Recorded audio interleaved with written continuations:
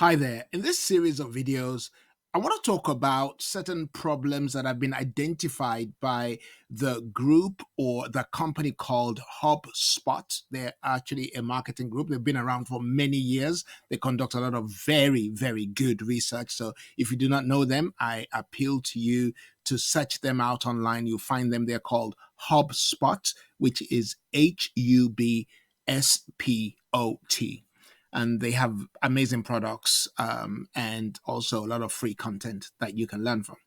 So one of the information I was able to glean from them recently was around a survey they conducted earlier in 2023 that I think is an evergreen subject. It was around why startups fail, and they identified quite a lot of reasons why. And in this series of videos, I'm going to talk about the seven most important reasons why startups may fail. I want to look at it from the point of view of, okay, these are the reasons, what are the solutions?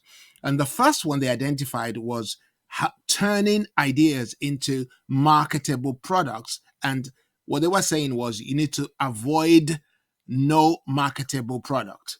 In other words, it's not about you just creating a product, it's about you creating a product that the market wants. In other words, are you creating a product that the market wants? Or are you creating a product simply because you think you just want to make that product? And every single one of us always thinks our product will sell, even even sometimes when it's glaring that it won't, we still want to force it onto the market. But what we should be doing really is to find that perfect fit. They call it market fit between the product we want to create and what people want. So you're giving people what they want as opposed to what you want. In other words, if you're first of all working from the perspective of you are starting a business or a service, you're creating a product or you're delivering a service from your area of gift, then it's easier for you to adjust yourself as opposed to trying to force your product onto a market. And it's interesting that we actually have for you three solutions to this particular problem that has been identified. Well, the first one really is the fact that you should conduct market research. Don't put out your product unless you conduct some form of market research. You can dive into market research by validating your idea through things like surveys, focus groups, or analyzing your competitors.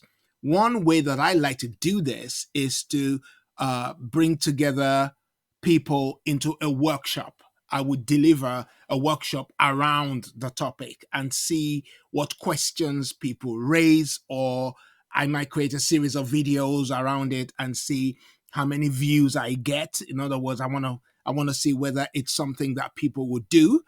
Sometimes, as happened end of last year, I actually put together a course, put together a title of a course that I thought people may like. I promoted it through a third party, and I noticed that it got a lot of registrations, paid registrations. Then I went to create the product. I wasn't going to go and spend my time creating the product until I knew that it was going to sell. So I just created just the product description and what I was going to talk about and the title and things like that. And people liked it. So I went ahead and created the product. So in other words, what I did was to market test that product. And you need to find ways that are peculiar to your product niche or product idea to be able to generate some form of market research to validate your idea. That's extremely important, because without validating your idea, you're not going to know whether you actually have a product that's going to work. Like I said, all of us think our products are good. All of us think our services are good the way they are. But in reality, they are not. Yeah, I know that's a pill that's very difficult for some people to swallow. The second idea that would help us to create what is a perfect fit product is to put out or to create a minimum viable product for that product. It's called an MVP. if you're not familiar with the work of Eric Ries, who is a proponent of the lean startup movement, I suggest you pick up one of his books, The Lean Startup, on Amazon or any other platform. I'll put the link below. My link will be an associate link, which means that when you buy the book, I get a few pence from Amazon. Okay. So the MVP is a basic version of your product that meets the core needs or that would solve the core problem. It's a raw product that will solve a problem, or a raw service that will solve a problem.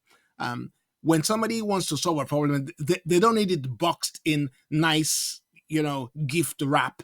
They just want to solve the problem. If you find a niche, a group of people that are just so focused on solving the problem, when you create a minimum viable product, they will like it and they would use it. And they can determine, and not so much decide, they can determine whether that product meets their needs or not. It's a very fast, cost-effective way for you to get feedback and to refine your idea, which is what we're going to come to next as the third solution.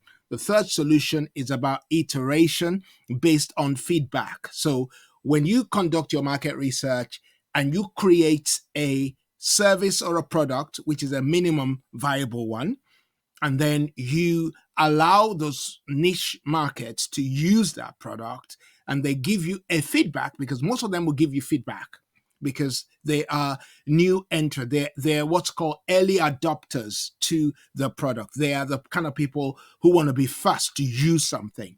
That's why the computer industry has something called testers. These are guys who they're actually paid. Some of them are paid and some are unpaid, but they are testers, those who want to be the first to use something, and they want to use it and then give you feedback. And then from that feedback, you now use that to develop your future products, your future editions of the product.